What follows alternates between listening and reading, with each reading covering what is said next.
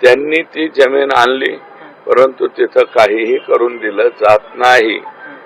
काय का तर आकांना त्याचा अध्यक्ष करा, अजून कोणाला तरी त्याचं सचिव करा, तरच तुम्हारा ये चॅरिटेबल ट्रस्ट चला देंगे, नाही तो हम गुलाट.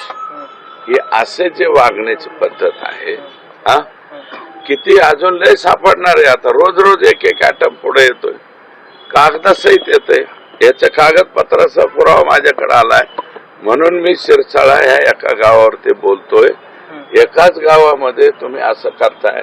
शिमरेपार गाव म्हणलं, आता हे म्हणलं, आता हळूहळू हळूहळू कुठले बी लोक येतात म्हणतात आकांची इथं 100 एकर आहे, 150 एकर आहे. आकांनी तिथं प्रचंड खर्च केलाय. 30-30 कोटी 40-40 कोटीचे बंधारेच बांधले आपल्या जमिनीत. हे इतकं कुठून आहे? या 5 वर्षात एवढं कुठून आलं? आणि आम्ही आपलं त्यांचं बघत असतो. रश्मिका मंडाना, परत ते कोणती हिरोईन ती लय नाचते बो जास्त, लय कंबर राहिली तिथे, सपना चौधरी. असे इव्हेंट बघायचे यांचे, इव्हेंट मॅनेजमेंट पॉलिटिक्स.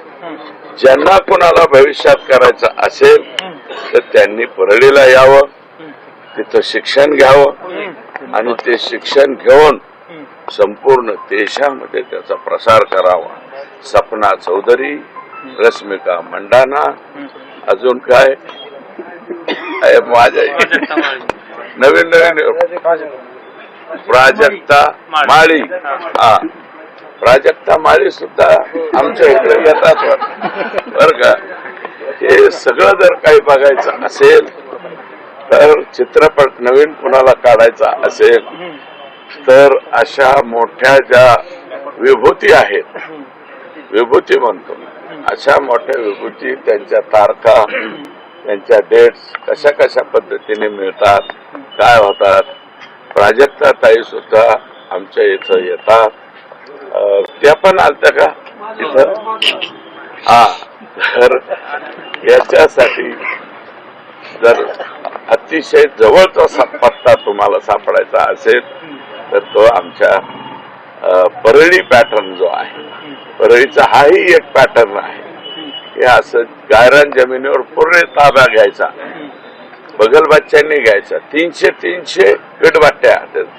आणि मी विनंती करणार आहे, हे वाळू टरकलेत असं ऐकायला आलंय हाऊस मध्ये बोलल्यापासून, परंतु आता राख माफिया कधी टरकणार?